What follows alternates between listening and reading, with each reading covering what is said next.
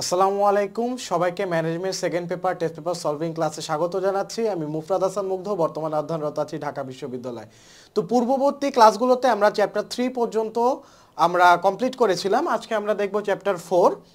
তো চলো দেরি না করে আমরা সলভ করা শুরু করি। আচ্ছা, চ্যাপ্টার 4 হচ্ছে সংগঠিতকরণ, এই চ্যাপ্টারটার নাম। তো চলো দেখি আমাদের কোন কোন সৃজনশীল কোন কোন টাইপের কোয়েশ্চেন আসে। হ্যাঁ, তো এখন আমরা যে কোয়েশ্চেনটা সলভ করব সেটা হচ্ছে 1 নম্বর প্রশ্ন, যেটা ঢাকা বোর্ড 2022 সালের 5 নম্বর প্রশ্নে এসেছিল। তো চলো প্রথমে আমরা দেখে নিই কোন কোন টাইপের কোয়েশ্চেনগুলো আছে। ক নম্বরে জানতে চাইছে যে আধুনিক ব্যবস্থাপনার জনককে। খ নম্বরে জানতে চাইছে যে অনানুষ্ঠানিক সংগঠন কেন প্রয়োজন হয়। গ নম্বরে জানতে চাইছে যে উদ্দীপকে বর্ণিত এনএইচএল নামক প্রতিষ্ঠানটির সাংগঠনিক কাঠামো কিরূপ ব্যাখ্যা করতে বলছে। ঘ নম্বরে বলছে যে উদ্দীপকে বর্ণিত সাংগঠনিক কাঠামোর পরিবর্তনের সিদ্ধান্তটি কি যৌক্তিক বলে মনে করো, তোমার মতামত দাও। অর্থাৎ ঘ অ্যানালাইসিস করে বুঝতে পারতেছি এটা যে টপিকটা থেকে আসছে সেটার নাম হচ্ছে সংগঠনের প্রকারভেদ। সংগঠনের প্রকারভেদ, হ্যাঁ, এখান থেকে আসে। আর এটা ইম্পর্টেন্ট একটা টপিক, এখান থেকেই আসে নর্মালি সৃজনশীলগুলো। সামনে যখন আমরা আরো সৃজনশীল সলভ করব এই জিনিসটা দেখতে পারবো। আচ্ছা চলো এখন আমরা দেখি উদ্দীপকে, দেখি কি আছে। উদ্দীপকে আছে যে এনএইচএল একটি নির্বাহী কেন্দ্রিক সংগঠন। প্রতিষ্ঠানের নির্বাহী সাদমান সাহেব একা সব কাজ করতে গিয়ে ভারাক্রান্ত বোধ করছেন। তিনি নানা কাজে দক্ষ হলেও কর্মী ব্যবস্থাপনায় দক্ষ নন, এই জন্য নানা রকম কাজ সম্পাদনে সবসময় দেরি হচ্ছে।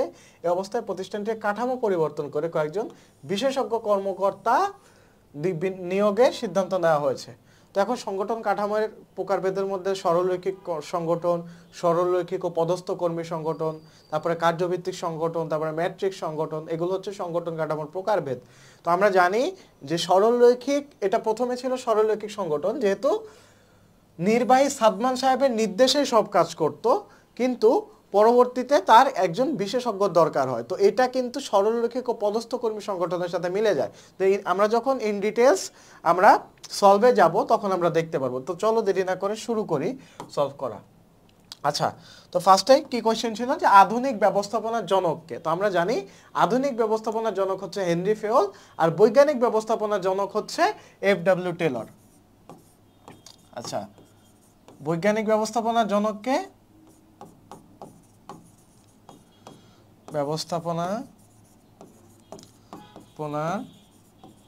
জনক, কারণ এই দুইটা কোয়েশ্চেনের একটা কোয়েশ্চেন আসতে পারে, এজন্য দুইটাই জানা থাকা দরকার। এফ.ডব্লিউ. টেলর, হ্যাঁ, ইনি হচ্ছে বৈজ্ঞানিক ব্যবস্থাপনার জনক, আর হেনরি ফেল হচ্ছে আধুনিক ব্যবস্থাপনার জনক। এখন খ নম্বরে ছিল যে অনানুষ্ঠানিক সংগঠন কাকে বলে, কি বুঝি।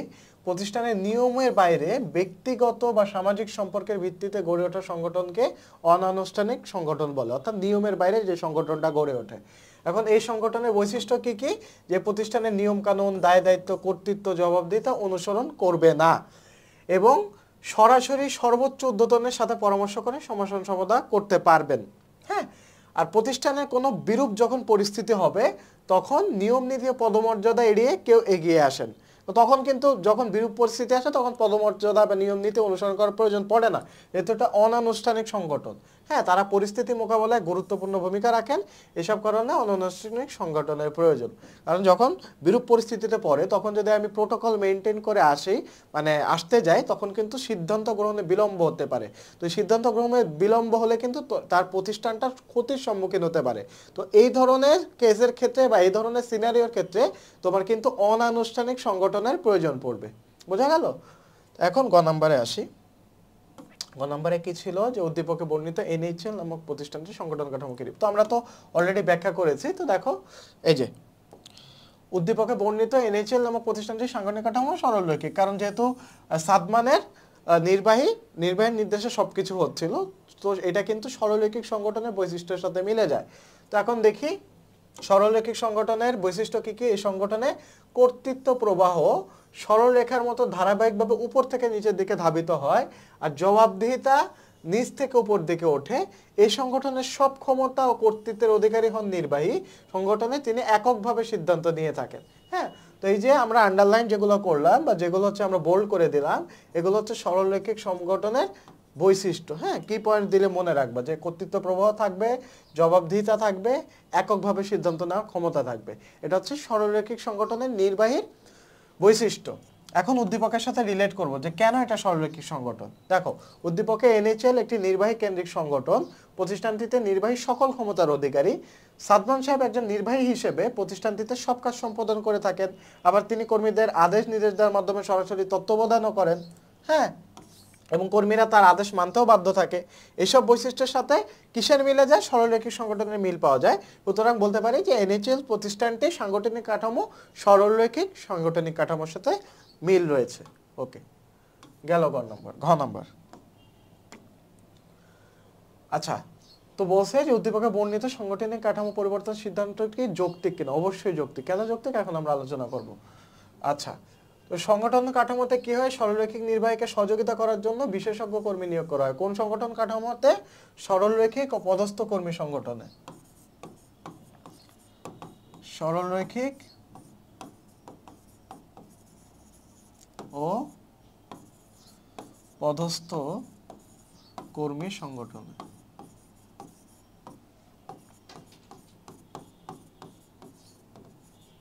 হ্যাঁ, এখানে তোমার বিশেষজ্ঞ কর্মী দরকার হয়। বিশেষজ্ঞ কর্মী নির্বাহীকে শুধু পরামর্শ বা উপদেশ দিয়ে থাকেন, ফলে নির্বাহী সঠিক সিদ্ধান্ত নিতে পারেন।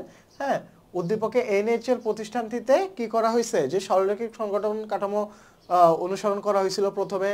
যেহেতু সাদমান সাহেব একা কাজ করতেন এবং এই একা কাজ করতে করতে তিনি মানে তার একটু বেশি প্রেশার ফিল হয়ে যাচ্ছে, জন্য ভারাক্রান্ত বোধ করছেন এবং তিনি কর্মী ব্যবস্থাপনায় অদক্ষ।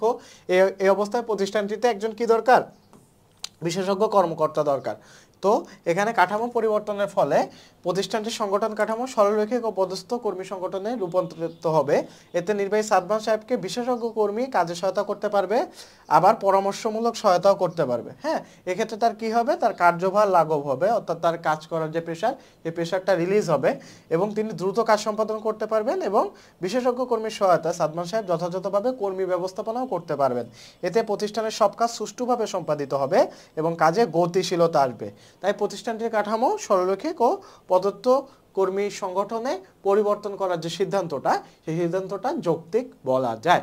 আচ্ছা, তো গেল 1 নম্বর কোশ্চেন, গেল সলভ গেল। এখন আমরা যে কোশ্চেনটা সলভ করব সেটা হচ্ছে 2 নম্বর কোশ্চেন। এই 2 নম্বর কোশ্চেনটা ঢাকা বোর্ড 2022 সালে 7 নম্বর কোশ্চেন এসেছিল।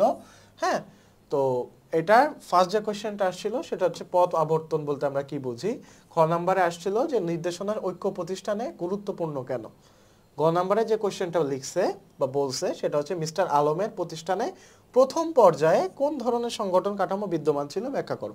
তো এই দুইটা জিনিসও সেম, সংগঠনের প্রকারভেদ থেকেই আসছে। সংগঠনের প্রকারভেদ, প্রকারভেদ এটা থেকেই আসে। হ্যাঁ, তো উদ্দীপকে পরিবর্তিত সংগঠন কাঠামোর ধরন চিহ্নিত করে এই যৌক্তিকতা বিশ্লেষণ করতে বলছে। তো এখন চলো আমরা উদ্দীপকটা দেখে নিই। উদ্দীপকে আছে যে মিস্টার আলমের প্রতিষ্ঠানে 3 ধরনের পণ্য প্রস্তুত হয়। এই পি পণ্যের চাহিদা বেশি হয়, উৎপাদন ও বিক্রয় বিভাগ একটি পণ্য নিয়ে বেশি ব্যস্ত থাকে। আচ্ছা, উৎপাদন ও বিক্রয় বিভাগ একটি পণ্য নিয়ে বেশি ব্যস্ত থাকে। পি পণ্যের উপর নির্ভরশীলতা কমানো এবং কিউ আর পণ্যের বিক্রয় প্রসার লক্ষ্যে পি কিউ আর পণ্যের জন্য একজন করে ব্যবস্থাপক নিয়োগ দেন। ওকে, এটা বোঝা যাচ্ছে কোন ধরনের সংগঠন। উৎপাদন ও বিক্রয় বিভাগ সহ পূর্ববর্তী বিভাগগুলো পণ্য ব্যবস্থাপকের ফরমায়েশ ও প্রত্যাশা অনুযায়ী কাজ সম্পাদনের নির্দেশ দেন। তাহলে বোঝা যাচ্ছে এটা 2 ধরনের ব্যবস্থাপক আছে, একটা হচ্ছে পণ্য ব্যবস্থাপক আর একটা হচ্ছে নর্মাল ব্যবস্থাপক। হ্যাঁ, তো চলো আমরা সলভ করতে করতে এটার অ্যান্সার জেনে নিব। তো পদ আবর্তন কি? পদ আবর্তন বলতে আমরা মূলত কি বুঝি? যে সমপর্যায়ের বিভিন্ন ধরনের কাজ শেখানোর জন্য কর্মীকে যখন একটা দায়িত্ব থেকে অন্য দায়িত্ব দিয়ে দেওয়া হয় তখন সেটাকে পদ আবর্তন বলে। হ্যাঁ, এটা হচ্ছে এক ধরনের প্রশিক্ষণ। কিভাবে প্রশিক্ষণ দিবে? যে সমপর্যায়ের বিভিন্ন পর্যায়ে, ধরো তুমি অর্থ বিভাগে ছিলা, তোমাকে দিয়ে দেওয়া হলো উৎপাদন বিভাগে, তাহলে তোমার সেম দায়িত্ব কিন্তু অর্থের জায়গায় তোমার উৎপাদন নিয়ে কাজ করতে হবে। তো এইভাবে সমপর্যায়ের বিভিন্ন দায়িত্বকে যখন আমরা ঘুরিয়ে বা স্থানান্তরিত করার মাধ্যমে যখন আমরা প্রশিক্ষণ দিই তখন সেটাকে বলে পদ আবর্তন। আচ্ছা, বা পদ পরিবর্তন। খ নাম্বার, নির্দেশনার ঐক্য কাকে বলে? একই ধরনের নির্দেশনার মাধ্যমে কর্মীদের কাজ করতে বলা হলে সেটাকে নির্দেশনার ঐক্য বলে। আচ্ছা, অর্থাৎ ধরো তোমার স্কিল আছে কম্পিউটার রিলেটেড, তোমার যে জিনিসটাতে স্কিল নাই ওই রিলেটেড আমি তোমাকে নির্দেশনা দিলাম, তাহলে কিন্তু হবে না। আমি তোমাকে বলবো একটা জিনিসের, প্রত্যেকটা জিনিসের নির্দেশনার পর্যায়ে আছে। হ্যাঁ, আমি তোমাকে পিসি ওপেন না করে এই পিসিতে তোমার কোডিং করতে বলবো না।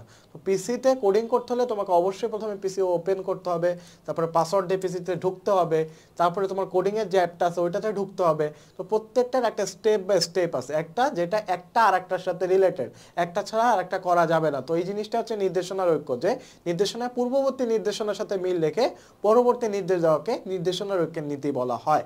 আচ্ছা, তো এখানে নির্দেশনার নীতি এখানে ব্যাখ্যা করছে, চলো দেখি। সব শ্রেণী ও বিভাগের কর্মীদের একই রকম দিক নির্দেশনা দিতে হয়, এতে প্রতিষ্ঠানের সবার একই উদ্দেশ্যে কাজ করেন, আর কাজের ধরন ও পদ্ধতি একই হলে দ্রুত কাজ সম্পাদন করা যায়, এতে যথাসময়ে মানসম্মত কাজ করা যায়। তাই প্রতিষ্ঠানে নির্দেশনার ঐক্য নীতিটা অনেক গুরুত্বপূর্ণ। বোঝা গেছে? তো গেল খ নাম্বার। এখন গ নাম্বারে বলা হয়েছিল যে কোন ধরনের সংগঠন কাঠামো। তো আমরা বুঝতেছিলাম যে কাজের ভিত্তিতে যেহেতু সংগঠন কাঠামোটা ছিল PQR তিনটা কাজ, তো এই তিনটা কাজ কিন্তু কার্যভিত্তিক সংগঠন কাঠামোর মধ্যে পড়তেছে। আর মিস্টার আলমের প্রথম প্রতিষ্ঠানের প্রথম পর্যায়ে কার্যভিত্তিক সংগঠন কাঠামো বিদ্যমান ছিল। তো কার্যভিত্তিক সংগঠন কাঠামোর বৈশিষ্ট্য কি? এটা এই কাঠামোতে প্রতিষ্ঠানের কাজগুলোকে প্রকৃতি অনুযায়ী বিভিন্ন ভাগে ভাগ করা হয় এবং এক একটি বিভাগের দায়িত্ব এক একজন বিশেষজ্ঞকে দেওয়া হয়। হ্যাঁ, বিশেষজ্ঞ দেওয়া হয়, যেমন অর্থ বিভাগ, উৎপাদন বিভাগ, ঠিক আছে, বিক্রয় বিভাগ। এই সংগঠনে বিশেষজ্ঞ কর্মী নির্বাহীর দায়িত্ব পালন করে। এখন উদ্দীপকের প্রতিষ্ঠানটা কেন কার্যভিত্তিক সংগঠন? PQR তিন ধরনের পণ্য প্রস্তুত করা হয়। এসব পণ্য উৎপাদন ও বিক্রির সুবিধার্থে প্রকৃতি অনুযায়ী প্রতিষ্ঠানের কাজসমূহকে বিভিন্ন বিভাগে বিভক্ত করা হয়েছে। এই বিভাগসমূহের দায়িত্বে দক্ষ ও অভিজ্ঞ ব্যবস্থাপকের উপর ন্যস্ত করা হয়েছে। এই ব্যবস্থাপকরা কি করা হয়েছে? নিজ নিজ বিভাগে যে যাবতীয় কাজ আছে এটা সম্পাদনে কি করছে? অধীনস্থ কর্মীদের উপর কর্তৃত্ব ও ক্ষমতা প্রয়োগ করে দিছে। প্রতিষ্ঠানের এসব বৈশিষ্ট্যের সাথে কার্যভিত্তিক সংগঠনের মিল রয়েছে, তাই বলা যায় মিস্টার আলমের প্রতিষ্ঠানে প্রাথমিক পর্যায়ে কার্যভিত্তিক সংগঠন কাঠামো বিদ্যমান ছিল। এটা গেল গ নাম্বার। আচ্ছা, এখন ঘ নাম্বার। এখন পণ্য বিক্রয় প্রসারের লক্ষ্যে পরবর্তীতে যে স্টেপটা নিছে সেটা কি? যৌক্তিক কিনা? অবশ্যই যৌক্তিক, সেটা ম্যাট্রিক্স সংগঠন। তো ম্যাট্রিক্স সংগঠনে দুই ধরনের ব্যবস্থাপক। হ্যাঁ, একটা হচ্ছে দ্রব্য ভিত্তিক ব্যবস্থাপক, ম্যাট্রিক্স সংগঠন দুই ধরনের ব্যবস্থাপক থাকে। হ্যাঁ, একটা হচ্ছে কার্যভিত্তিক, এখানে ধরো কার্যভিত্তিক ব্যবস্থাপক আছে, একটু বোঝাই, ভিজুয়ালাইজ করতে তোমাদের সুবিধা হবে।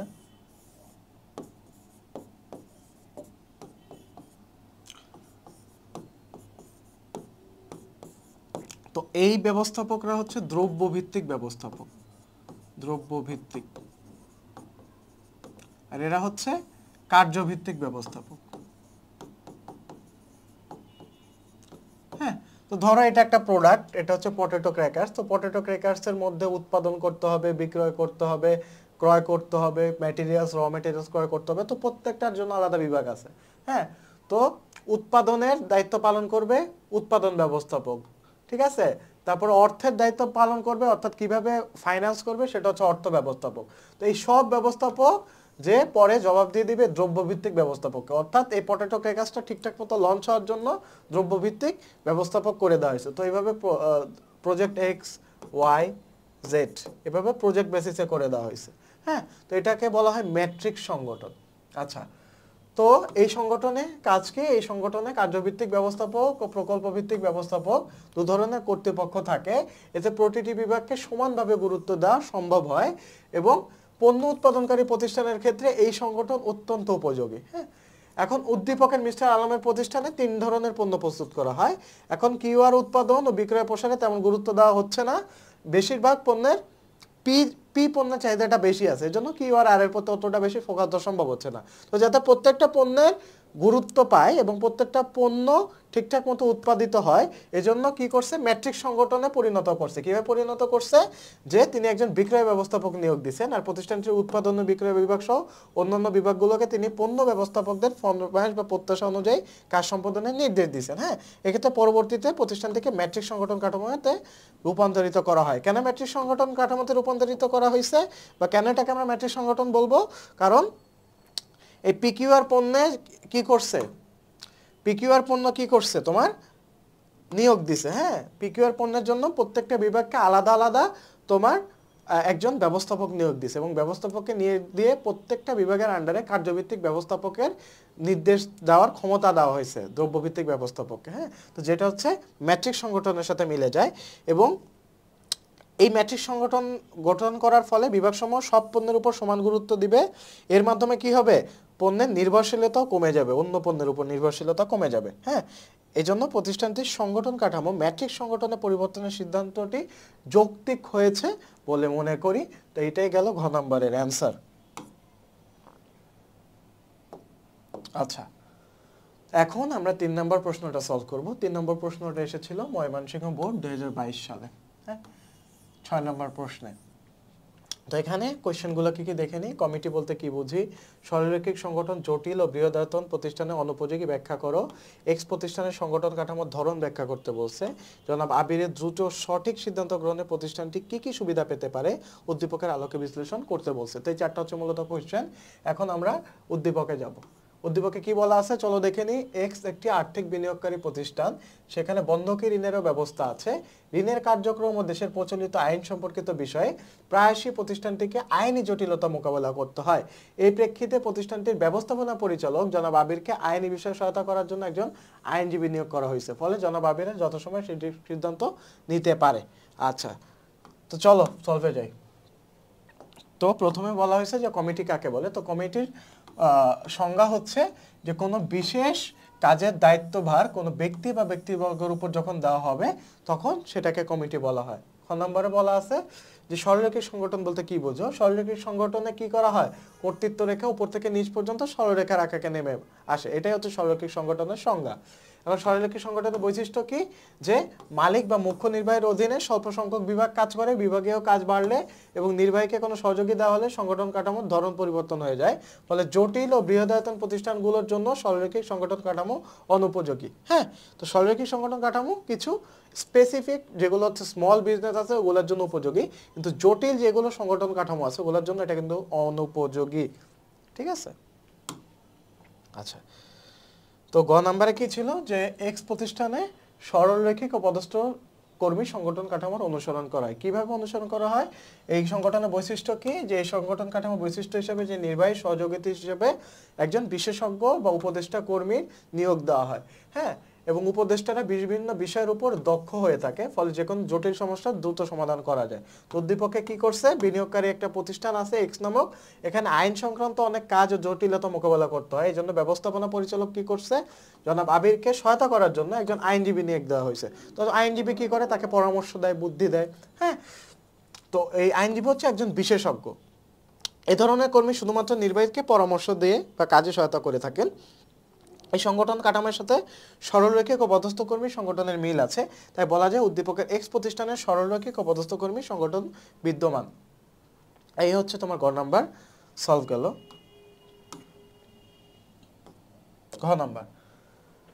ঘ নাম্বারে কি আছে, যে জনাব আবিরের দ্রুত সঠিক সিদ্ধান্ত গ্রহণে প্রতিষ্ঠানটি সরলরৈখিক ও পদস্থ কর্মী সংগঠনের বেশ কিছু সুবিধা পেতে পারে বলে আমি মনে করি। হ্যাঁ, তো সরলরৈখিক ও পদস্থ কর্মী সংগঠনের জন্য কি কি সুবিধা পেতে পারে, তো এই সংগঠনে তোমার বিশেষজ্ঞ কর্মী নিয়োগ দেওয়া হয়, এতে সরলরৈখিক কর্মকর্তা নির্বাহীরা ক্ষমতা পেয়ে থাকেন, আর উপদেষ্টারা নির্বাহীকে শুধুমাত্র পরামর্শ দিতে পারেন।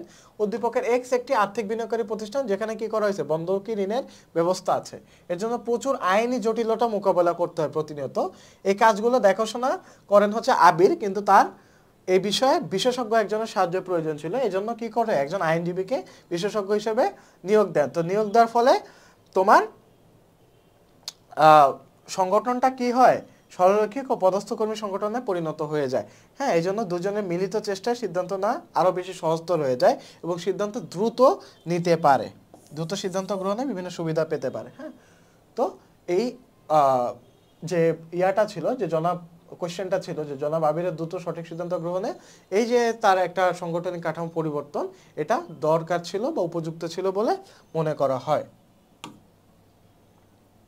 আচ্ছা, তো এখন আমরা 4 নম্বর কোশ্চেনটা সলভ করব। তো 4 নম্বর কোশ্চেনে তোমার হচ্ছে ময়মনসিংহ বোর্ড 2022 সালে আসছিল 7 নম্বর কোশ্চেন। হ্যাঁ, তখন আমরা 4টা কোশ্চেন চলো দেখে নিই যে সংগঠন বলতে আমরা কি বুঝি, সংগঠন কাঠামো নির্ধারণ কেন প্রয়োজন, উদ্দীপকে বর্ণিত সংগঠন কাঠামোর কোন সীমাবদ্ধতার কারণে জনাব আকরাম সংকটের সম্মুখীন হয়েছে ব্যাখ্যা করতে বলা হয়েছে, জনাব আকরামের গৃহীত সর্বশেষ পদক্ষেপ কি তার প্রতিষ্ঠানের উন্নয়নে ভূমিকা রাখতে সক্ষম, যুক্তি সহ লিখতে বলছে। হ্যাঁ, তো এখন আমরা উদ্দীপকটা দেখে আসি। জনাব আকরাম 15 বছর আগে 50 জন কর্মী নিয়ে একটা প্রতিষ্ঠান নির্মাণ গঠন করেন। এখানে সরলরেখী সংগঠন কাঠামো থাকায় পরিচালনা করতে সহজ হয়, কিন্তু বর্তমানে তার শ্রমিক কর্মীর সংখ্যা বেড়েছে, কার্যভার বেড়েছে, পারিবারিক প্রয়োজনে 1 সপ্তাহের অবকাশ প্রয়োজন হলে তার অবর্তমানে সিদ্ধান্ত গ্রহণ করার প্রক্রিয়া বিঘ্নিত হয়, যেহেতু একটা সরলরেখী সংগঠন। তাই তিনি কি করছেন, প্রতিষ্ঠানটিকে 3টি প্রধান বিভাগে ভাগ করে দিয়ে 3 জন অভিজ্ঞ ও দক্ষ ব্যক্তিকে বিভাগীয় প্রধানের দায়িত্ব দিয়েছেন। তো তার সংগঠন কাঠামোটা সরলরৈখিক থেকে কার্যভিত্তিকে চেঞ্জ হয়ে গেছে। হ্যাঁ, তো আমরা চলো সলভে দেখে নিই। আচ্ছা, তো প্রথমে সংগঠন কাকে বলে বলা হয়েছে যে সংগঠন হচ্ছে নির্দিষ্ট লক্ষ্য অর্জনে একাধিক ব্যক্তির সংঘবদ্ধতা এবং পারস্পরিক সম্পর্ক নির্ধারণ করার কাঠামোবদ্ধ ও প্রাতিষ্ঠানিক রূপ। হ্যাঁ, এটা কি একটা প্রাতিষ্ঠানিক রূপ বা কাঠামোবদ্ধ একটা প্রাতিষ্ঠানিক রূপ, এটা হচ্ছে সংগঠন। আর সংগঠন কাঠামো কি, যে প্রতিষ্ঠানে নিয়োজিত বিভিন্ন বিভাগ উপবিভাগ কর্মীদের পারস্পরিক সম্পর্কের ধরন বা একটা প্যাটার্ন বলা যায়। এর মাধ্যমে কি করা হয়, বিভিন্ন স্তর বিভাগ উপবিভাগ এবং ক্ষমতা প্রবাহের চিত্র প্রদর্শিত হয়। এতে কি করা হয়, দায়িত্ব বিভাজন হয় বলে উদ্দেশ্য অর্জনও সহজ হয়ে যায়। এছাড়া ব্যবস্থাপনার সমন্বয় নিয়ন্ত্রণ কাজ দ্রুত করা যায়। তাই সংগঠন কাঠামো অবশ্যই একটা প্রতিষ্ঠানের জন্য গুরুত্বপূর্ণ। ওকে, এখন গ নাম্বারে বলছে যে উদ্দীপকে বর্ণিত সংগঠন কাঠামোর কার্যভার বৃদ্ধির সীমাবদ্ধতার জন্য মিস্টার আকরাম সংগঠন সম্মুখীন হয়েছেন। অর্থাৎ কিসের জন্য সংগঠনের সম্মুখীন হয়েছেন, কার্যভার বৃদ্ধির সীমাবদ্ধতার জন্য। যেহেতু তার পক্ষে এত কিছু মেনটেন করা বা দেখা পসিবল হচ্ছিল না, এটা কিন্তু তার একটা সীমাবদ্ধতা। আচ্ছা, তো সরলরৈখিক সংগঠনের বৈশিষ্ট্য এখানে লিখছে যে কোনো বিশেষজ্ঞ ছাড়াই কাজ করে, এতে তার কাজের পরিমাণ বাড়ে। হ্যাঁ, কাজের বাড়তি কাজের দায়ভার নির্বাহীতে একাই বহন করতে হয়। এজন্য নির্বাহী কি হয়, তার অতিরিক্ত কাজের মধ্যে থাকে, এজন্য যা প্রতিষ্ঠানের জন্য সবসময় মঙ্গলজনক নয়। এখন উদ্দীপকে মিস্টার আকরাম কেন সরলরৈখিক সংগঠনের মধ্যে পড়ে মিস্টার আকরাম, এবং এই মিস্টার আকরামের কি কি সমস্যা আছে বা যেটা কারণে তার প্রতিষ্ঠান সংকটের মুখে পড়তেছে, চলো এটা আমার রিলেট করতে হবে। যে তিনি 50 জন কর্মী নিয়ে একজন প্রতিষ্ঠান নির্মাণ করেন এবং তিনি সরলরৈখিক সংগঠন কাঠামো অনুসরণ করেন, কিন্তু তার প্রতিষ্ঠানে শ্রমিক কর্মীর সংখ্যা বেড়ে গেছে, কাজের পরিধি বেড়ে গেছে এবং বাড়তি শ্রমিকদের পরিচালনা কাজ সম্পাদন তাকেই করতে হচ্ছে, যার কারণে তার কাজের প্রেশার বেড়ে গেছে। হ্যাঁ, তারপর তিনি প্রতিষ্ঠানের সব ক্ষমতার অধিকারী হয়, তার অবর্তনের মানে প্রতিষ্ঠানটি সিদ্ধান্ত নিতে পারে না, যার কারণে সিদ্ধান্ত নিতে বিলম্ব হয়। হ্যাঁ, সুতরাং সরলরৈখিক সংগঠনের অসুবিধা হিসেবে কার্যভার বাড়ার জন্য তিনি এই সমস্ত সমস্যার সম্মুখীন হয়েছেন। তো এ গেল গ নাম্বার। এখন আমরা ঘ নাম্বার দেখব যে মিস্টার আকরামের গৃহীত কার্যভিত্তিক সংগঠনটি তার প্রতিষ্ঠানের উন্নয়নে ভূমিকা রাখবে। যে বলছিলাম যে কার্যভিত্তিক সংগঠন রূপান্তরিত হয়ে গেছে, কারণ কাজ অনুযায়ী একজন ব্যবস্থাপক তিনি সেট করে দিয়েছেন। হ্যাঁ, তো কার্যভিত্তিক সংগঠনের বৈশিষ্ট্য কি কি, যে কাজকে বিভিন্ন ভাগে ভাগ করা হয়, এরপর প্রত্যেক বিভাগে একজন বিশেষজ্ঞ ব্যক্তিকে নির্বাহী দায়িত্ব দেওয়া হয়। এতে কাজের বিশেষায়নের সুযোগ তৈরি হয়। কিসের সুযোগ তৈরি হয়, বিশেষায়নের সুযোগ তৈরি হয়, ফলে কাজের গতিশীলতা বাড়ে। যাকে যে বিভাগের দায়িত্ব দেওয়া হয় ওই বিভাগ খুব দ্রুত কাজ করতে পারে। তো উদ্দীপকে কি করছে, যে আকরাম হচ্ছে সরলরৈখিক সংগঠন কাঠামো আগে অনুসরণ করতেন, কিন্তু কাজের ভার বাড়ায় প্রতিষ্ঠানটির সংগঠন কাঠামোতে পরিবর্তন আনেন। এক্ষেত্রে তিনি 3টা ভাগে ভাগ করে 3 জনকে দক্ষ ব্যক্তিকে বিভাগীয় প্রধানের দায়িত্ব দেন। এখানে মিস্টার আকরাম কি করেন, প্রতিষ্ঠানের সংগঠন কাঠামোটি কার্যভিত্তিক সংগঠনে পরিবর্তন করেন। হ্যাঁ, ফলে কি হয়, কাজের ভার অনেকটা লাঘব হবে এবং নির্বাহী তার নিজ নিজ বিভাগে কাজ বারবার করার মাধ্যমে বিশেষজ্ঞ হয়ে উঠবেন। এই প্রতিষ্ঠানটি বিশেষায়নের সুবিধা ভোগ করবে, ফলে তার উদ্দেশ্য বা লক্ষ্য অর্জনও সহজ হবে। হ্যাঁ, উদ্দেশ্য অর্জন সহজ হবে। তাই তার এই পদক্ষেপ গুরুত্বপূর্ণ ভূমিকা পালন করবে বলে মনে করি। সো এটাই হচ্ছে তোমার ঘ নম্বরের অ্যান্সার। আচ্ছা, তো এখন আমরা 5 নম্বর প্রশ্নটা সলভ করব, যেটা রাজশাহী বোর্ড 2022 সালে আসছিল 6 নম্বর প্রশ্নে। তো এখানে 4টা কোয়েশ্চেন আগে দেখে নিই। কমিটি বলতে কি বুঝো, সংগঠন বলতে কি বুঝো, উদ্দীপকের প্রতিষ্ঠানটিতে বিশেষজ্ঞ কর্মী নিয়োগের পূর্বে কোন ধরনের সংগঠন কাঠামো বিদ্যমান ছিল, উদ্দীপকের প্রতিষ্ঠানে বিশেষজ্ঞ কর্মী নিয়োগের ফলে সংগঠন কাঠামোতে যে পরিবর্তন হয়েছে তা চিহ্নিত করো এবং পরিবর্তনের যৌক্তিকতা বিশ্লেষণ করো। হ্যাঁ, তো এই হচ্ছে মূলত আমার 4টা কোয়েশ্চেন। এখন আমরা উদ্দীপকটা দেখব। যে জনাব কালাম একটি স্বনামধন্য প্রতিষ্ঠানে প্রধান নির্বাহী পদে কর্মরত, তিনি প্রতিষ্ঠানের কাজগুলোকে প্রকৃতি অনুযায়ী ভাগ করে দক্ষ অভিজ্ঞ ব্যবস্থাপকের উপর ন্যস্ত করেন। বর্তমানে তিনি উৎপাদন বৃদ্ধি ও বাজার সম্প্রসারণের লক্ষ্যে পরিকল্পনা করেন। তাকে সহায়তা করার জন্য একজন বিশেষজ্ঞ কর্মী নিয়োগ দেন। তাহলে বোঝা যাচ্ছে এই বিশেষজ্ঞ কর্মী যেহেতু নিয়োগ দিছে, তাহলে এটা হচ্ছে সরলরৈখিক ও পদস্থ কর্মী সংগঠন। চলো, আচ্ছা, তো প্রথমে যে কোয়েশ্চেনটা আসছিল সেটা হচ্ছে কমিটি কাকে বলে। তো কমিটি হচ্ছে যখন বিশেষ কোনো সমস্যা থাকবে, সেই সমস্যার সমাধানের জন্য কয়েকজন ব্যক্তিবর্গ মিলে যখন একটা কমিটি গঠন করবে বা সমষ্টি হবে, তখন সেটাকে আমরা কমিটি বলি। আচ্ছা, বইয়ের ভাষায় দেখি তো কোনো সমস্যার সমাধান বা বিশেষ কোনো কাজের দায়িত্বভার কোনো ব্যক্তি বা ব্যক্তিবর্গের উপর যখন দেওয়া হবে, তখন ওই ব্যক্তিবর্গের সমষ্টিকে কমিটি বলা হয়। হ্যাঁ, তো এই হচ্ছে কমিটি সংগঠনের বৈশিষ্ট্য। আর সংগঠন কাঠামো কাকে বলে? বিভাগ, উপবিভাগ ও কর্মীদের মধ্যে পারস্পরিক সম্পর্কের ধরন বা প্যাটার্নটা যেটা, সেটাকে আমরা বলি সংগঠন কাঠামো। এই কাঠামোতে কি করা হয়? প্রতিষ্ঠানের উপর থেকে নিচ পর্যন্ত কর্মীদের অবস্থান, পদ, বিভাগ, উপবিভাগ সম্পর্কে জানা যায়। এতে কে কার অধীন, কে এই বিষয়ে ধারণা পাওয়া যায়।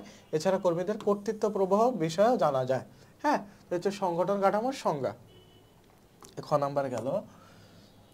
এখন গ নাম্বারে কি বলা আছে? যে উদ্দীপকের প্রতিষ্ঠানটিতে কোন ধরনের সংগঠন বিদ্যমান ছিল, সেটা হচ্ছে বিশেষজ্ঞ কর্মী নিয়োগের আগে কার্যভিত্তিক সংগঠন কাঠামো বিদ্যমান ছিল।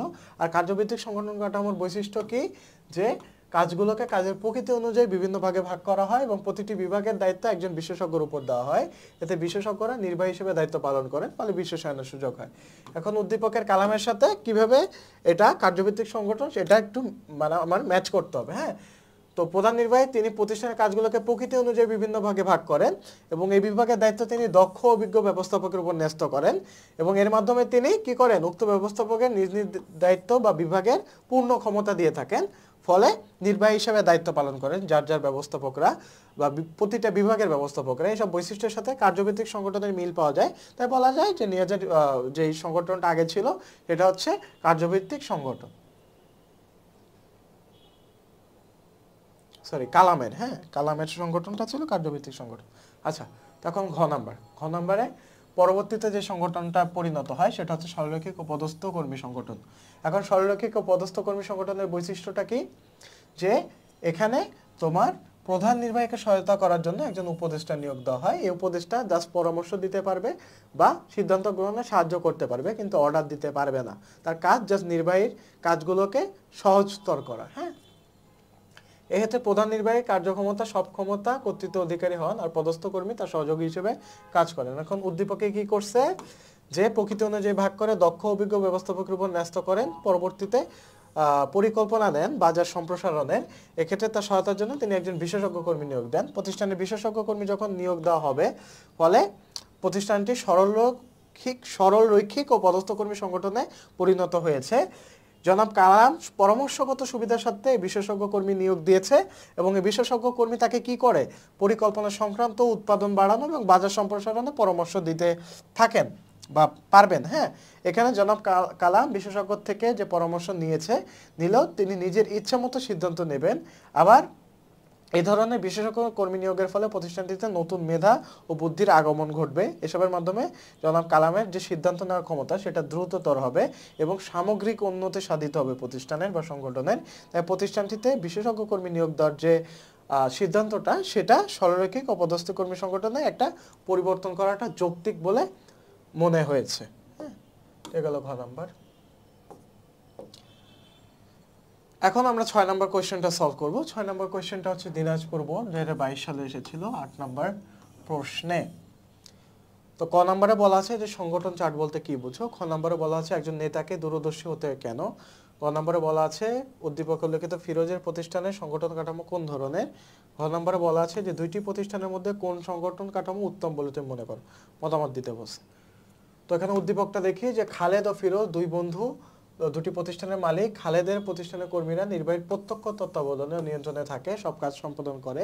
অন্যদিকে ফিরোজের প্রতিষ্ঠানের নির্বাহীদের কাজে সহায়তা করার জন্য একজন বিশেষজ্ঞ কর্মী আছেন। খালেদের প্রতিষ্ঠানের শ্রমিক অসন্তোষ দেখা দিলে সে তার বন্ধু ফিরোজের কাছে পরামর্শ গ্রহণ করে। আচ্ছা, তো চলো এখন আমরা সলভে চলে যাই। আচ্ছা, তো ক নম্বরে কোনটা ছিল যে সংগঠন চিত্র কাকে বলে বা সংগঠন চার্ট কাকে বলে। তো প্রতিষ্ঠানের কাজগুলোকে বিভিন্ন বিভাগ উপবিভাগে ভাগ করে প্রত্যেকের দায়িত্ব কর্তৃত্ব নির্ধারণের মাধ্যমে পারস্পরিক সম্পর্ককে যখন একটা চিত্রের মাধ্যমে উপস্থাপন করা হয় তখন সেটাকে সাংগঠনিক চার্ট বলা হয়। হ্যাঁ, আর খ নম্বরে বলছে নেতার দূরদর্শিতা কি? নেতার দূরদর্শিতা হচ্ছে ভবিষ্যৎ সম্পর্কে ধারণা করার ক্ষমতা বা কল্পনা শক্তি। এখন ভবিষ্যৎ অনুমান যদি একজন নেতা করতে পারে তাহলে সে কি করতে পারে? সময় উপযোগী সিদ্ধান্ত নিতে পারে এবং এক্ষেত্রে নেতার সম্ভাব্য করণীয় আগে থেকে নির্ধারণ করে থাকে। তাই একজন নেতাকে অবশ্যই দূরদর্শিতার অধিকারী হতে হয়, অর্থাৎ ভবিষ্যতে কি হতে পারে না হতে পারে এই জিনিসটা আগে থেকে অনুমান করা বা আজ করতে পারার যে ক্ষমতাটা। হ্যাঁ, আচ্ছা খ নম্বর গেল, এখন গ নম্বর। আচ্ছা, তো উদ্দীপক উল্লেখিত ফিরোজের প্রতিষ্ঠানে সরলরৈখিক ও পদস্থ কর্মী সংগঠন বিদ্যমান। তো এই সংগঠনের বৈশিষ্ট্য এখানে লিখে দিছে যে নির্বাহীকে সহায়তার জন্য উপদেষ্টা কর্মী নিয়োগ দিয়ে থাকে। এ ধরনের কর্মী নির্বাহীর পরামর্শ দিয়ে সহযোগিতা করে থাকেন, তাই সিদ্ধান্ত নেওয়ার ক্ষেত্রে কর্তৃত্ব থাকে নির্বাহীর কাছে। এটা হচ্ছে সরলরৈখিক ও পদস্থ কর্মী সংগঠনের বৈশিষ্ট্য। এখন উদ্দীপকের সাথে রিলেট করতে হবে যে উদ্দীপকে খালেদ ও ফিরোজ দুই বন্ধু, মালিক, তারপর হচ্ছে নির্বাহীদের কাজে সহায়তার জন্য বিশেষজ্ঞ কর্মী রয়েছে। এই বিশেষজ্ঞ কর্মীরা সিদ্ধান্ত নেওয়ার জন্য পরামর্শ দিয়ে সহযোগিতা করে থাকেন এবং নির্বাহীরা কিন্তু সিদ্ধান্ত নিতে তোমার বাধ্য নন। এছাড়া নির্বাহীরা সব ক্ষমতার অধিকারী হন, তারা চাইলে তাদের যে উপদেষ্টা আছে উপদেষ্টা পরামর্শ গ্রহণ করতে পারেন বা বর্জনও করতে পারেন। হ্যাঁ, কিন্তু উপদেষ্টা যারা আছে তারা কিন্তু বিভিন্ন টপিকে বিশেষজ্ঞ হয়, তাই বিশেষজ্ঞ যারা উপদেষ্টা আছে তাদের কাছ থেকে পরামর্শ নিয়ে থাকেন। পরামর্শ দিয়ে যার প্রধান নির্বাহী থাকে, তার প্রধান নির্বাহীর যে সিদ্ধান্ত নেওয়ার যে ক্ষমতাটা এটা দ্রুততর। হ্যাঁ হ্যাঁ, তো আমরা বলতে পারি যে ফিরোজের প্রতিষ্ঠানের সাংগঠনিক কাঠামোটি সরলরৈখিক ও পদস্থ কর্মী সংগঠন। এটা গেল গ নাম্বার। এখন আমরা ঘ নাম্বারে আসি। তো ঘ নাম্বারে কোশ্চেন কি ছিল যে তিনি যে সরলরৈখিক ও পদস্থ কর্মী সংগঠনে কনভার্ট করেছেন এটা সিদ্ধান্ত নেওয়াটা যৌক্তিক কিনা? তো অবশ্যই যৌক্তিক। তো উদ্দীপক উল্লেখিত দুইটি প্রতিষ্ঠানের মধ্যে ফিরোজের সরলরৈখিক ও পদস্থ কর্মী সংগঠনেরটি উত্তম। কেন উত্তম? কারণ সরলরৈখিক সংগঠনে শুধু সিদ্ধান্ত নেওয়ার ক্ষমতাটা জাস্ট নির্বাহের উপরে নির্ভর করে। হ্যাঁ, আর সরলরৈখিক ও পদস্থ কর্মী সংগঠনে বিশেষজ্ঞ যেহেতু থাকে তাই সিদ্ধান্তটা আরো বেশি অ্যাকুরেট হয়। তো দেখো, সরলরৈখিক সংগঠন নির্বাহী সব সিদ্ধান্ত নিয়ে থাকে, ফলে নির্বাহীর একক সিদ্ধান্ত অনেক সময় সঠিক ফল বয়ে আনতে পারে না। অন্যদিকে সরলরৈখিক ও পদস্থ কর্মী সংগঠনে বিশেষজ্ঞ কর্মী নির্বাহীকে যথাযথভাবে পরামর্শ দিয়ে সিদ্ধান্ত নিতে সহায়তা করেন, এতে নির্বাহী দ্রুত সময়ে সঠিক সিদ্ধান্ত নিতে পারেন। এখন উদ্দীপকের সাথে রিলেট করতে হবে যে উদ্দীপকে খালেদ ও ফিরোজ দুই বন্ধু, একটা প্রতিষ্ঠানের মালিক, এখানে মূলত তুলে দিছে তোমার উদ্দীপকটা। তো এখানে খালিদের প্রতিষ্ঠানে উক্ত সংগঠন কাঠামোর জন্য তার প্রতিষ্ঠানের শ্রমিক কর্মীরা অসন্তোষ প্রকাশ করেছে। এক্ষেত্রে ফিরোজ সরলরৈখিক ও পদস্থ কর্মী সংগঠন কাঠামো অনুসরণ করেন। এখন খালেদ প্রতিষ্ঠানের নির্বাহী কর্মীদের কথা বিবেচনা না করে একক সিদ্ধান্ত নেন। এতে কি করা হয়? এতে উক্ত প্রতিষ্ঠানের কর্মীরা অসন্তোষ প্রকাশ করে, মানে যা ইচ্ছা তাই করে বেড়ায়। হ্যাঁ, আবার এ সংগঠন কাঠামোতে নির্বাহী একক সিদ্ধান্ত নেওয়ার ফলে সিদ্ধান্ত নিতেও বেশি সময় লাগে, এজন্য এক্সিকিউট করতেও বেশি সময় লাগে। কিন্তু ফিরোজের প্রতিষ্ঠানে কর্মরত নির্বাহীদের কিন্তু অত সময় লাগে না। ঠিক আছে, অত সময় লাগে না, এতে সঠিক ও দ্রুতভাবে সিদ্ধান্ত নেওয়া সম্ভব হয়। এই কারণে প্রতিষ্ঠানের গতিশীলতা বজায় থাকে। তাই এইসব বিষয় যদি আমরা বিবেচনা করি তাহলে দুটি প্রতিষ্ঠানের মধ্যে ফিরোজের প্রতিষ্ঠানের সরলরৈখিক ও পদস্থ কর্মী সংগঠন কাঠামোটি উত্তম। ওকে, আচ্ছা, তো 6 নাম্বার আমরা সলভ করলাম। এখন হচ্ছে আমরা 7 নাম্বারটা সলভ করব। তো 7 নাম্বার কোশ্চেনটা আসছিল কুমিল্লা বোর্ড 2022 সালে, 5 নাম্বার প্রশ্ন আসছিল। তো ফার্স্টে আমরা দেখে নেব যে কোন কোন টাইপের কোশ্চেন আসছে। তো ক নাম্বারে বলছে যে ম্যাট্রিক্স সংগঠন বলতে আমরা কি বুঝি। খ নাম্বারে বলছে যে সংগঠন কাঠামো বলতে কি বোঝায় ব্যাখ্যা করতে বলছে। গ নাম্বারে বলছে যে উদ্দীপকে মার্ভেলাস ফ্যাশন লিমিটেড কোন ধরনের সংগঠন কাঠামো বিদ্যমান, অর্থাৎ ঘ হচ্ছে তোমার সংগঠন কাঠামোর প্রকারভেদ। সংগঠন কাঠামোর প্রকারভেদ এই টপিকটা থেকে আসে। হ্যাঁ, এই টপিকটা থেকে আসে। আচ্ছা, তো ঘ নাম্বারে মার্ভেলাস গার্মেন্টসের অগ্নিকাণ্ডের কারণ উদ্ঘাটনে কোন ধরনের সংগঠন কাঠামো ভূমিকা রাখতে বলে তুমি মনে করো, মতামত দিতে বলছে। আচ্ছা, তো এখন আমরা একটু উদ্দীপকটা পড়ে নিই যে মার্ভেলাস ফ্যাশন লিমিটেড একটি বৃহৎ রপ্তানিমুখী গার্মেন্টস কারখানা। উক্ত প্রতিষ্ঠানের কাজগুলো ক্রয়, উৎপাদন, বিক্রয়, অর্থ, মানব সম্পদ বিভাগে ভাগ করা হয়েছে। সংশ্লিষ্ট কাজে দক্ষ অভিজ্ঞ ব্যক্তিদের বিভাগগুলোর সার্বিক কর্তৃত্ব দায়িত্ব দেওয়া হয়েছে। প্রতিটি বিভাগের দায়িত্বপ্রাপ্ত ব্যবস্থাপকগণ কাজের ক্ষেত্রে সম্পূর্ণ কর্তৃত্বের সাথে দায়িত্ব পালনের ফলে প্রতিষ্ঠানটি দ্রুত আন্তর্জাতিক বাজারে খ্যাতি অর্জন করেন। হঠাৎ করে এক ভয়াবহ অগ্নিকাণ্ডে 1 কোটি টাকার পোশাক পুড়ে যায়, কিন্তু কর্তৃপক্ষ অগ্নিকাণ্ডের কারণ উদ্ঘাটনে ব্যর্থ হয়। তো এই হচ্ছে মোটামুটি সিনারিও উদ্দীপকের। তো এখন চলো আমরা সলভে চলে যাই। ম্যাট্রিক্স সংগঠন বলতে আমরা কি বুঝি? তো আমরা জানি ম্যাট্রিক্স সংগঠনে হচ্ছে প্রকল্প ভিত্তিক এবং তোমার দ্রব্য ভিত্তিক ব্যবস্থাপক থাকে। হ্যাঁ, যে সংগঠন কাঠামোতে কার্যভিত্তিক এবং দ্রব্যভিত্তিক সংগঠনের সমন্বয় গঠন করা হয় তাকে ম্যাট্রিক্স সংগঠন বলে। আর সংগঠন কাঠামো কাকে বলে? যে বিভিন্ন প্রতিষ্ঠানের বিভাগ উপবিভাগ কর্মীদের মধ্যে একটা পারস্পরিক সম্পর্কে যে প্যাটার্নটা আছে এই জিনিসটাকে সংগঠন কাঠামো বলে। এই কাঠামোতে কি করা হয়? প্রতিষ্ঠানের উপর থেকে নিচ পর্যন্ত কর্মীর অবস্থান, পদ, বিভাগ উপবিভাগ সম্পর্কে জানা যায়। এতে কে কার ঊর্ধ্বতন কে কার অধস্তন এই সম্পর্কে আমরা ধারণা পাই। এছাড়া কর্মীদের কর্তৃত্ব প্রভাব বিষয়েও জানা যায়। আচ্ছা, তো উদ্দীপকে মার্ভেলাস ফ্যাশন লিমিটেড প্রতিষ্ঠানটিতে কার্যভিত্তিক সংগঠন কাঠামো বিদ্যমান। এখন কার্যভিত্তিক সংগঠন কাঠামো বলতে কি বুঝি এটা আমাকে লিখতে হবে সেকেন্ড প্যারায় বা সেকেন্ড পয়েন্টে। এ ধরনের সংগঠন কাঠামোতে প্রকৃতি অনুযায়ী ভাগ করা হয়। এক একটি বিভাগের দায়িত্ব এক একজন বিশেষজ্ঞকে দেওয়া হয়। হ্যাঁ, এবং এই সংগঠনে বিশেষজ্ঞ কর্মী নির্বাহী দায়িত্ব পালন করে। এখন উদ্দীপকের মার্ভেলাস ফ্যাশন লিমিটেড যে কাজগুলো করে ক্রয়, উৎপাদন, বিক্রয়, অর্থ, মানব সম্পদ বিভাগে ভাগ করা হয়েছে তাদের কাজগুলোকে। আর প্রতিটি বিভাগে একজন বিশেষজ্ঞ ব্যবস্থাপক নিয়োজিত করে দেওয়া হয়েছে। বিশেষজ্ঞ ব্যক্তিদের উপর সংশ্লিষ্ট বিভাগের সার্বিক কর্তৃত্ব দায়িত্ব দিয়ে দেওয়া হয়েছে। আর তারা সম্পূর্ণ কর্তৃত্বের সাথে যাবতীয় দায়িত্ব পালন করেন। ফলে প্রতিষ্ঠানটি দ্রুত আন্তর্জাতিক বাজারে খ্যাতি অর্জন করেন। এসব বৈশিষ্ট্য কার্যভিত্তিক সংগঠনের সাথে মিলে যায়, তা বলা যায় উদ্দীপকের সংগঠন কাঠামোটি কার্যভিত্তিক সংগঠন কাঠামো। আচ্ছা, ঘ নাম্বারে কি বলা হয়েছে? যে উদ্দীপকের প্রতিষ্ঠানটিতে অগ্নিকাণ্ডের কারণ উদ্ঘাটনে কমিটি সংগঠনের কাঠামো যথার্থ ভূমিকা রাখতে পারে। হ্যাঁ, তো কমিটি সংগঠনের বৈশিষ্ট্য কি? যখন বিশেষ কাজ বা বিশেষ সমস্যা সমাধানের জন্য কিছু ব্যক্তিবর্গকে একত্র করে দেওয়া হয় তখন সেটাকে আমরা বলি কমিটি সংগঠন। অত্যন্ত গুরুত্বপূর্ণ বিষয়ে সিদ্ধান্ত নেওয়ার জন্য এই ধরনের সংগঠন কাঠামো ব্যবহার করা হয়। আবার প্রতিষ্ঠানটিতে বিশেষ কোনো পরিস্থিতি যখন উদ্ভব হবে তখন তা মোকাবেলার জন্য এই ধরনের সংগঠন খুবই কার্যকরী। হ্যাঁ, এখন উদ্দীপকে কি হয়? ভয়াবহ অগ্নিকাণ্ড ঘটে, এর জন্য পোশাক পড়ে যায়, এর কারণ উদ্ঘাটন করাটা দরকার আছে। তো এই দরকারের জন্য কি কমিটি সংগঠন করাটা যুক্তিযুক্ত হবে। কেন যুক্তিযুক্ত হবে? উক্ত কমিটির উদ্দেশ্যই হবে প্রতিষ্ঠান অগ্নিকাণ্ডের কারণ খুঁজে বের করা, এই প্রয়োজনীয় তথ্য সংগ্রহ করা। হ্যাঁ, এবং অগ্নিকাণ্ডের ফলে ক্ষতির আসল পরিমাণও তারা বের করতে পারবেন। এছাড়া ভবিষ্যতে যাতে এরূপ ঘটনা না ঘটে সেই ব্যাপারে তারা পরামর্শ দিতে পারবেন। তাই উল্লেখিত অগ্নিকাণ্ডের কারণ গঠনে কমিটির সংগঠন কাঠামো খুব গুরুত্বপূর্ণ একটা ভূমিকা রাখবে বা যথার্থ হবে। তো এই গেল ঘ নাম্বার। এখন আমরা 8 নাম্বার কোয়েশ্চেনটা সলভ করব। 8 নাম্বার কোয়েশ্চেনটা হচ্ছে চট্টগ্রাম বোর্ড 2022 সালে এসেছিল 6 নাম্বার প্রশ্নে। তো এখন আমরা কোয়েশ্চেনগুলো দেখে নিই যে কি কি কোয়েশ্চেন আসে। ক নম্বরে আসছে যে সংগঠন কাঠামো বলতে আমরা কি বুঝি। খ নম্বরে প্রকল্প বাস্তবায়নের ক্ষেত্রে ম্যাট্রিক্স সংগঠন উত্তম, এটা ব্যাখ্যা করতে বলছে। ক নম্বরে মিস্টার শাওনের প্রতিষ্ঠানে আদর্শ সংগঠনের কোন বৈশিষ্ট্য বিদ্যমান ব্যাখ্যা করতে বলছে। ক নম্বরে পদ্মা লিমিটেডের সমস্যা সমাধানের জন্য সংগঠনের কোন নীতিমালা প্রয়োগ করা যেতে পারে মতামত দিতে বলছে। হ্যাঁ, এই 4টা কোয়েশ্চেন। এখন আমরা চলো উদ্দীপকে যাই। মিস্টার শাওন পদ্মা লিমিটেডের প্রধান নির্বাহী। তিনি প্রতিষ্ঠানটির সাংগঠনিক কাঠামো সুন্দরভাবে তৈরি করেন, এতে সকল কর্মী পদ বিন্যাস ও পারস্পরিক সম্পর্ক সহজভাবে বুঝতে পারে এবং তাদের দায়িত্ব কর্তৃত্ব সম্পর্কে বুঝতে সমস্যা হয় না। প্রতিষ্ঠানটির কার্যপরিধি বাড়ায় কর্মীদের সংখ্যা বাড়ানো হয়েছে, এতে কিছু ব্যবস্থাপক তাদের অধীনে কর্মীদের পরিচালনা করতে চাপ অনুভব করছেন, তাই ব্যবস্থাপক তাদের লক্ষ্যমাত্রা অর্জন করতে পারছে না। তাই মিস্টার শাওন প্রতিষ্ঠানটি সংগঠন কাঠামো নিয়ে ভাবছেন। আচ্ছা, তো সংগঠন কাঠামো নিয়ে ভাবছেন। তো চলো আমরা শুরু করি সলভ। তো প্রথমে বলছে যে সংগঠন কাঠামো কাকে বলে। আমরা একটু প্রতিটা কোয়েশ্চেনে পড়ে আসছি যে বিভিন্ন বিভাগ উপবিভাগ ও কর্মীদের মধ্যে পারস্পরিক সম্পর্কের যে প্যাটার্ন সেটা হচ্ছে সংগঠন কাঠামো। খ নাম্বার, ম্যাট্রিক্স সংগঠন কাকে বলে? কার্যভিত্তিক ও দ্রব্যভিত্তিক সংগঠনের সমন্বয়ে তৈরি করা যে সংগঠনটা সেটা হচ্ছে ম্যাট্রিক্স সংগঠন। এক্ষেত্রে কি করা হয়? প্রকল্প ভিত্তিক ব্যবস্থাপক ও কার্যিক ব্যবস্থাপক একই সাথে কর্মরত থাকে। প্রকল্প ব্যবস্থাপকের কাজ কি? দ্রব্য সেবার উৎপাদন বিক্রয় সম্পর্কিত দায়িত্ব পালন।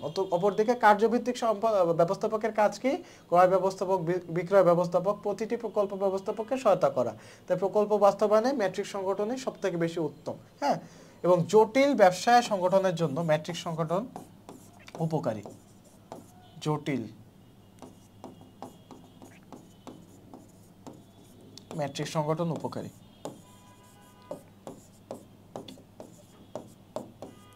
সংগঠন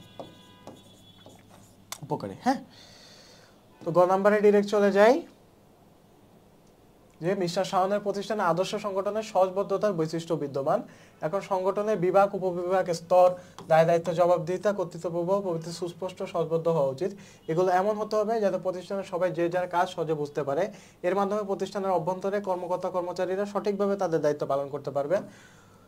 উদ্দীপকে মিস্টার শাওন পদ্মা লিমিটেডের প্রধান নির্বাহী। তিনি প্রতিষ্ঠানের কর্তৃত্ব ক্ষমতার অধিকারী। প্রতিষ্ঠানটির সাংগঠনিক কাঠামো তিনি তৈরি করেন। এটি সহজ, সুস্পষ্ট, সুন্দরভাবে উপস্থাপন করেন যাতে বুঝতে পারে কর্মীরা, তাদের দায় দায়িত্ব, কর্তৃত্ব বুঝতে সমস্যা হয় না, ফলে তারা সঠিকভাবে দায়িত্ব পালন করতে পারেন। এসবের সাথে আদর্শ সংগঠনের সহজবদ্ধতা যে বৈশিষ্ট্য আছে, সহজবদ্ধতা সেটার মিল আছে। সুতরাং মিস্টার শাওনের প্রতিষ্ঠানে আদর্শ সংগঠনের সহজবদ্ধতার বৈশিষ্ট্যটার বিদ্যমান। হ্যাঁ, সরি ফর স্ট্যামলিং, আমি একটু টায়ার্ড, এজন্য হয়তো বা একটু কথা আটকে যাচ্ছে। তোমরা আশা করি এটা সহজভাবে নিবে। আচ্ছা, তো ঘ নাম্বার, পদ্মা লিমিটেডের সমস্যা সমাধানের জন্য সংগঠনের তত্ত্বাবধান পরিসরের নীতি প্রয়োগ করা যেতে পারে মনে করি। আচ্ছা, এখন তত্ত্বাবধান বা কাম্য তত্ত্বাবধান পরিসরের নীতিটা কি? যে এই নীতিতে প্রতিষ্ঠানের বিভিন্ন স্তরে নিয়োজিত ব্যবস্থাপকরা সরাসরি কতজন অবস্থানে কাজ তত্ত্বাবধান করবেন তা নির্দিষ্ট করে দেওয়া হয়। ধরো আমি একসাথে 20 জনকে মেনটেন করতে পারবো, আমাকে যদি 50 জন ধরায় দেওয়া হয় তাহলে কিন্তু আমি সবার দিকে সমানভাবে নজর দিতে পারবো না।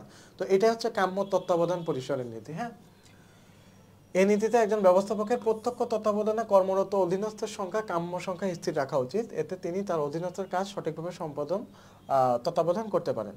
এখন উদ্দীপকে পদ্মা লিমিটেড তার কাজে পরিধি বাড়ার পাশাপাশি কর্মীদের সংখ্যা নিয়ে ভাবছেন। প্রতিষ্ঠানটিতে কর্মরত কিছু ব্যবস্থাপক তাদের অধীনস্থ কর্মীদের পরিচালনার চাপ অনুভব করছেন, ফলে ব্যবস্থাপকরা তাদের লক্ষ্যমাত্রা অর্জনে ব্যর্থ হচ্ছেন। এসব বিষয়ের কারণে প্রধান নির্বাহী মিস্টার শাওন প্রতিষ্ঠানটির সংগঠন কাঠামো নিয়ে ভাবছেন।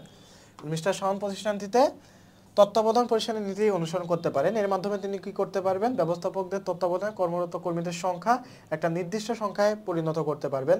আর ব্যবস্থাপকরা তাদের অধীনে নির্দিষ্ট সংখ্যক কর্মী পেলে তাদের কাজে সহজ তদারকি করতে পারবেন, ফলে তার লক্ষ্যমাত্রা অর্জন করতে সক্ষম হবেন। আবার আরও কিছু ব্যবস্থাপক নিয়োগ করে তাদের তত্ত্বাবধানে কিছু কর্মীকে কাজ দিতে পারেন। তাই প্রতিষ্ঠানটিতে উক্ত সমস্যা সমাধানে সংগঠনের তত্ত্বাবধান পরিসরের নীতি প্রয়োগ করা যেতে পারে। হয়ে গেল ঘ নাম্বার। আচ্ছা, এখন আমরা 9 নম্বর কোশ্চেনটা দেখব, যেটা হচ্ছে চট্টগ্রাম বোর্ড 2022 সালে এসেছিল 8 নম্বর প্রশ্নে। হ্যাঁ, আমরা ফার্স্টে আগে 4টা কোশ্চেন দেখে নিই যে বিকেন্দ্রীকরণ বলতে কি বুঝি। বিশেষজ্ঞ কাজ সম্পাদনের জন্য কমিটি সংগঠন উত্তম, ব্যাখ্যা করো। জয়ের প্রতিষ্ঠানের সংগঠনটি কোন ধরনের, ব্যাখ্যা করো। আর উত্তম ও বিজয়ের সংগঠন কাঠামোর মধ্যে মূল পার্থক্যটি বিশ্লেষণ করো। আচ্ছা, তো এখন আমরা একটু উদ্দীপকটা দেখি যে 3 বন্ধু উত্তম, জয় ও বিজয় পড়ালেখা শেষ করে উদ্যোক্তা হয়েছে, গভীর বন্ধুত্ব সম্পর্ক হলেও দৃষ্টিভঙ্গিতে পার্থক্য আছে। হ্যাঁ, উত্তম তার প্রতিষ্ঠানে কি করে? সর্বোচ্চ স্তরে থেকে সর্বনিম্ন স্তর পর্যন্ত ক্ষমতা, কর্তৃত্ব, অগ্রাধিকারের ভিত্তিতে সাজান। এতে তার প্রতিষ্ঠানের শৃঙ্খলা বজায় থাকে, দ্রুত সিদ্ধান্ত নিতে পারে।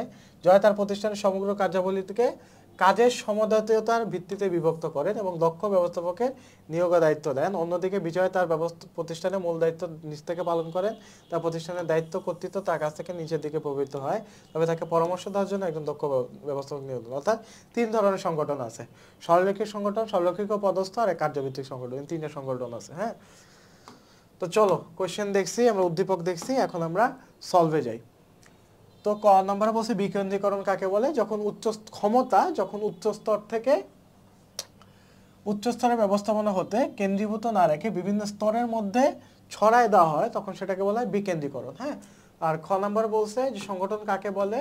যে বিশেষ কাজ সম্পাদনের জন্য কয়েকজন ব্যক্তির সমন্বয়ে যে সংগঠন তৈরি করা হয়। সাধারণত কোনো গুরুত্বপূর্ণ বিষয় সিদ্ধান্ত নেওয়ার উদ্দেশ্যে কমিটি গঠন করা হয়। এছাড়া কোনো সমস্যা দেখা দিলে তার সমাধানের জন্য কমিটি গঠন করা হয়। এক্ষেত্রে সদস্যগণ নিজেদের মধ্যে মতামত বিনিময় করে চূড়ান্ত সিদ্ধান্ত নেয়। তাই বিশেষ কাজ সম্পাদনে কমিটি সংগঠনই উত্তম। আচ্ছা, তো জয়ের প্রতিষ্ঠানের সংগঠনটি কি ধরনের সংগঠন? কার্যভিত্তিক সংগঠন। হ্যাঁ, তো কার্যভিত্তিক সংগঠন কাঠামো কি করা হয়? প্রকৃতি অনুযায়ী কাজকে বিভিন্ন ভাগে ভাগ করা হয়, দায়িত্ব এক একজন বিশেষজ্ঞের উপর নেওয়া হয়। এই সংগঠনে বিশেষজ্ঞ কর্মীরাই নির্বাহীর ভূমিকা পালন করেন। তো উদ্দীপকে 3 বন্ধুর সংগঠন 3 রকম। এসব তো কার্যাবলীকে জয় কি করে, জয় তার প্রতিষ্ঠানের সমগ্র কার্যাবলীকে প্রকৃতি অনুযায়ী বিভিন্ন ভাগে ভাগ করেন। এসব বিভাগের দায়িত্বে তিনি দক্ষ ব্যবস্থাপক নিয়োগ দেন। এই ব্যবস্থাপকরা তাদের উপর ন্যস্ত বিভাগীয় দায়িত্ব পালন করেন। এক্ষেত্রে তারা উক্ত বিভাগের নির্বাহী হিসেবেও দায়িত্ব পালন করে থাকেন। আর এই কাজ সম্পাদনের লক্ষ্যে তারা তাদের বিভাগের অধীনস্থ কর্মীদের আদেশ নির্দেশ দিয়ে থাকেন। এসব যে বৈশিষ্ট্যগুলো বলা হলো, এই বৈশিষ্ট্যটা কার্যভিত্তিক সংগঠনের সাথে মিলে যায়। তাই বলা যায় যে জয়ের প্রতিষ্ঠানে কার্যভিত্তিক সংগঠনের বা মানে প্রতিফলন রয়েছে। হ্যাঁ, আচ্ছা, ঘ নাম্বার, এই উদ্দীপকে উত্তম বিজয়ের সংগঠন কাঠামোতে দক্ষ কর্মকর্তা নিয়োগ মূল পার্থক্য বলে মনে করি। দক্ষ কর্মকর্তা যে নিয়োগ দেওয়া হয়েছে এটাই মূল পার্থক্য। আচ্ছা চলো এখন আমরা একটু তুলনামূলক বিশ্লেষণ করি যে সরকারি সংগঠন কাঠামোতে ঊর্ধ্বতনের দায়িত্ব কর্তৃত্ব বেশি থাকে এবং একক সিদ্ধান্ত নিয়ে অনেক সময় সমস্যায় পড়েন এই সংগঠনে। অপরদিকে সরকারিক ও পদস্থ কর্মী সংগঠনে বিশেষজ্ঞ কর্মী নিয়োগ দেওয়ার ফলে বিভিন্ন পরামর্শ দিয়ে সাহায্য করতে পারেন এবং দ্রুত সিদ্ধান্ত নিতে পারেন। হ্যাঁ, তো উদ্দীপক থেকে আবার বলছে যে বিজয় তিনজন উদ্যোক্তা ক্ষমতা ও কর্তৃত্ব অগ্রাধিকারের ভিত্তিতে সাজান উত্তম তার প্রতিষ্ঠানে। অন্যদিকে বিজয়ের প্রতিষ্ঠানে কি করা হয়, দায়িত্ব কর্তৃত্ব তার কাছে রেখে নিচের দিকে প্রবাহিত হয় এবং পরামর্শ দেওয়ার জন্য একজন দক্ষ কর্মকর্তা নিয়োগ দেন। এক্ষেত্রে বৈশিষ্ট্য অনুযায়ী উত্তমের প্রতিষ্ঠানে সরলরৈখিক ও বিজয়ের প্রতিষ্ঠানে সরলরৈখিক ও পদস্থ কর্মী সংগঠন কাঠামো ব্যবহার করা হয়। হ্যাঁ, আবার বিজয় প্রতিষ্ঠানে উত্তমের প্রতিষ্ঠানের মতো দায়িত্ব কর্তৃত্ব প্রভাব উচ্চ স্তর থেকে নিম্ন স্তরে প্রভাবিত হয়। তবে প্রতিষ্ঠানে তাকে পরামর্শ দানে সহায়তার জন্য একজন দক্ষ কর্মী আছে। উত্তমের প্রতিষ্ঠানে এরকম বিশেষজ্ঞ কর্মী নেই। সুতরাং এই একটা জায়গায় তাদের পার্থক্য যে একজন বিশেষজ্ঞ কর্মী আছে, উত্তমের প্রতিষ্ঠানে বিশেষজ্ঞ কর্মীটা নাই। হ্যাঁ, তো এটা হচ্ছে সংগঠন কাঠামোর মধ্যে মূল পার্থক্য। এখন আমরা লাস্ট কোয়েশ্চেনটা সলভ করবো, 10 নম্বর কোয়েশ্চেন। এটা সিলেট বোর্ড 2022 সালে এসেছিল 1 নম্বর প্রশ্ন। তো আমরা 4টা কোয়েশ্চেন পড়ে নিই যে ব্যবস্থাপনা চক্র বলতে আমরা কি বুঝি। ব্যবস্থাপনা একটি চলমান প্রক্রিয়া, ব্যাখ্যা করো। উদ্দীপকে বর্ণিত জনাব শিহাব কোন স্তরের ব্যবস্থাপক, ব্যাখ্যা করো। কার্যভিত্তিক সংগঠন কাঠামোর অনুসরণে জনাব শিহাবের প্রতিষ্ঠানের সফলতার মূল কারণ, মতামত ব্যক্ত করো। এই 4টা হচ্ছে আমার কোয়েশ্চেন। এখন আমরা উদ্দীপক দেখবো। আর জনাব শিহাব তার প্রতিষ্ঠানের কাজগুলোকে কাজ করে কাজের প্রকৃতি অনুযায়ী ভাগ করেন। বিভিন্ন বিষয়ে বিশেষজ্ঞ কর্মীদেরকে তিনি কাজে নিয়োজিত করেন। জনাব শিহাব মাঝে মাঝে তাদের কাজের অগ্রগতির খোঁজখবর রাখেন। প্রতিষ্ঠানের লক্ষ্য অনুযায়ী কাজ করতে তিনি সবসময় মানসিকভাবে প্রস্তুত থাকেন। এতে প্রতিষ্ঠানটি ক্রমাগতভাবে সফলতা অর্জন করেছে। এই হচ্ছে মূলত উদ্দীপক। এখন আমরা সলভে চলে যাই। আচ্ছা, তো ব্যবস্থাপনা চক্র কাকে বলে? ব্যবস্থাপনার মৌলিক কাজগুলো যখন ধারাবাহিকভাবে আবর্তিত হয় তখন সেটাকে ব্যবস্থাপনা চক্র বলে। হ্যাঁ, তো ব্যবস্থাপনা চক্র হচ্ছে পারস্পরিক নির্ভরশীল ও ধারাবাহিক কাজের একটা সমষ্টি। তো ব্যবস্থাপনার কাজ কি দিয়ে শুরু হয়? পরিকল্পনা দিয়ে শুরু হয় এবং নিয়ন্ত্রণ দিয়ে শেষ হয়। নিয়ন্ত্রণের মাধ্যমে পাওয়া ফলের উপর ভিত্তি করে আবার নতুনভাবে পরিকল্পনা নিতে হয়। এভাবে ব্যবস্থাপনার যে কাজসমূহ আছে এটা ধারাবাহিকভাবে চলতে থাকে, তাই এটাকে চলমান প্রক্রিয়া বলা হয়। আচ্ছা, গ নাম্বার, জনাব শিহাব কোন ধরনের ব্যবস্থাপক? উচ্চ স্তরের ব্যবস্থাপক। হ্যাঁ, তো এই স্তরের ব্যবস্থাপকরা কি করে? প্রতিষ্ঠানের লক্ষ্য কৌশল নির্দিষ্ট করে এবং পরিকল্পনা তৈরি করে নীতি নির্ধারণের কাজ করে। হ্যাঁ, তো এই স্তরের ব্যবস্থাপকরা মানসিক ও বুদ্ধিভিত্তিক কাজ বেশি করে থাকে। এর উদাহরণ হচ্ছে নির্বাহী, ব্যবস্থাপনা পরিচালক, মহাব্যবস্থাপক ইত্যাদি। উদ্দীপকের জনাব শিহাবের একটি প্রতিষ্ঠান রয়েছে, তিনি প্রতিষ্ঠানটি যাবতীয় নীতি নির্ধারণ পরিকল্পনা প্রণয়নের কাজ করে থাকেন। এ অনুযায়ী তিনি প্রতিষ্ঠানের কাজগুলোকে প্রকৃতি অনুযায়ী ভাগ করেন। এছাড়া তিনি এসব কাজের জন্য বিশেষজ্ঞ কর্মী নিয়োজিত করেন এবং মাঝে মাঝে তার কাজের অগ্রগতির বিষয়ে খোঁজখবর নেন। আর তিনি প্রতিষ্ঠানটির লক্ষ্য অর্জনে মানসিক শ্রম দিতে সবসময় প্রস্তুত থাকেন। এসব কাজের সাথে উচ্চ স্তরের ব্যবস্থাপকের মিল পাওয়া যায়, সুতরাং বলা যায় যে তিনি একজন উচ্চ স্তরের ব্যবস্থাপক। আচ্ছা, ঘ নাম্বার, কার্যভিত্তিক সংগঠন কাঠামো অনুসরণে জনাব শিহাবের প্রতিষ্ঠানের সফলতার মূল কারণ। তো কার্যভিত্তিক সংগঠনে কি করা হয়? ধরন অনুযায়ী কাজকে বিভিন্ন ভাগে ভাগ করা হয়। বৃহদায়তন উৎপাদনধর্মী প্রতিষ্ঠানগুলোতে এই সংগঠনেরটাই বেশি ইউজ করা হয়, এতে কাজে বিশেষায়নের সুযোগ থাকে। উদ্দীপকে জনাব শিহাব একজন উচ্চস্তরের ব্যবস্থাপক, তিনি কাজ অনুযায়ী বিভিন্ন ভাগে ভাগ করেন তার প্রতিষ্ঠানের। আর সৃষ্ট দায়িত্ব তিনি একজন বিশেষজ্ঞ উপর ন্যস্ত করেন। এইসব বিশেষজ্ঞ নির্বাহী স্ব বিভাগের দায়িত্ব পালন করছে। এভাবে প্রতিষ্ঠানটি ক্রমাগত সফলতা অর্জন করছে। এক্ষেত্রে শিহাবের প্রতিষ্ঠানে কার্যভিত্তিক সংগঠন কাঠামো ব্যবহার করা হচ্ছে। এতে কি করা হয়? এতে কি কি সুবিধা আছে? বিশেষায়নের সুবিধা পাচ্ছে, একই কাজ বারবার করে তারা নিজ নিজ কাজে দক্ষতার পরিচয় পাচ্ছে। হ্যাঁ, এবং সরাসরি তত্ত্বাবধান করার সুযোগ পাচ্ছে এবং মানও ভালো হচ্ছে এবং সফলতা অর্জনে সহায়তা করছে। সুতরাং কার্যভিত্তিক সংগঠন কাঠামো অনুসরণের মাধ্যমে জনাব শিহাবের প্রতিষ্ঠানটি ক্রমাগত সফলতা অর্জন করছে। তো এই ছিল টেস্ট পেপার সলভিং ক্লাস এই চ্যাপ্টার 4-এ। তো তোমাদের সাথে দেখা হচ্ছে নেক্সট চ্যাপ্টারে টেস্ট পেপার সলভিং ক্লাসে। আসসালামু আলাইকুম।